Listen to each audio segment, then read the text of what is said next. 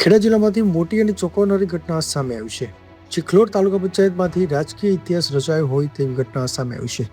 પક્ષ વિપક્ષના ભેદ બોલાવી ભાજપ, કોંગ્રેસ અને અપક્ષના તમામ ઉમેદવારોએ ચૂંટણી જંગથી પીછેહટ કરી હોવાનું સામે આવ્યું છે.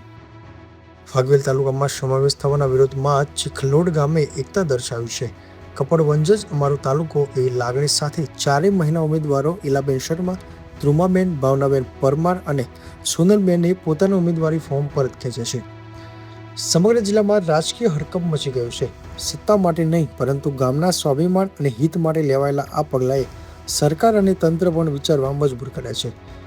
ચિખલોડ ગામનો આ ચૂંટણી બહિષ્કાર હવે રાજ્યભરમાં ચર્ચાનો વિષય બની ગયો છે. બ્યુરો રિપોર્ટ, સત્ય વિચાર ન્યૂઝ, ખેડા. હું કે.જે. આચાર્ય, તાલુકા વિકાસ અધિકારી ફાગવેલ વ ચૂંટણી અધિકારી ફાગવેલ. આજે મારી ચિખલોડ બેઠકની સીટ ઉપર 4 ઉમેદવારી પત્રો રજૂ થયેલા હતા. 2 રાષ્ટ્રીય પક્ષોના હતા અને 2 અપક્ષના હતા.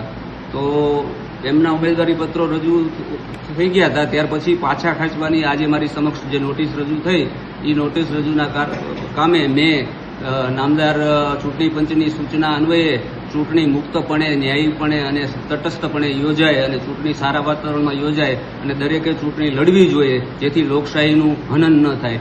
લોકશાહીની રક્ષા માટે ચૂંટણી લડવી અનિવાર્ય છે. આવી આ 4 ઉમેદવાર અને તેમની સાથે આવેલા તેમના ટેકેદારોને મેં સમજૂતી આપેલ હતી. વારંવારની સમજૂતી આપવા છતાં આ 4 ઉમેદવારોએ મારી સમક્ષ એવી રીતે રજૂઆત કરેલ છે કે અમો પોતે સ્વેચ્છાએ કોઈની ધાક ધમકી કે દબાણ વગર અમે ચૂંટણી લડવા ઈચ્છતા ન હોય, જેથી તેમનું ઉમેદવારી પત્ર પાછું ખેંચવા માટે સ્વીકાર કરવા જણાવેલ છે. જે અન્વયે આજ રોજ તમામ પ્રકારની સમજાવટ અને સમજણ આપવા છતાં ઉમેદવારી પત્રો પાછા નહીં ખેંચવા અંગે નિર્ણય તેઓએ ન લેતા મેં એમના ઉમેદવારી પત્રો પાછા ખેંચવાના સ્વીકાર કરેલ છે.